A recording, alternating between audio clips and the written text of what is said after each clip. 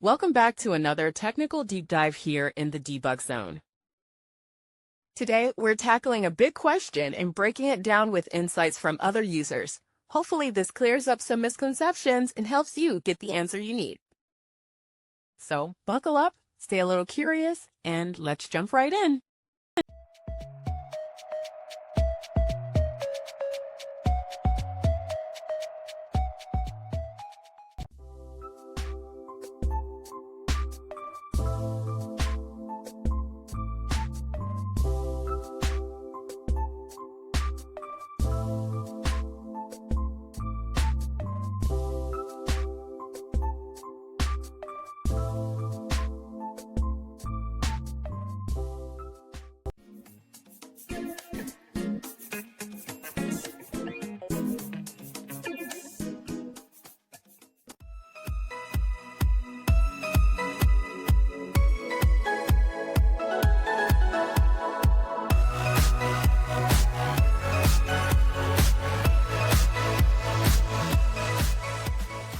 And that's a wrap.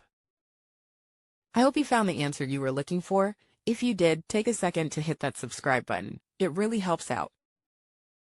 And let me know in the comments which solution worked best for you.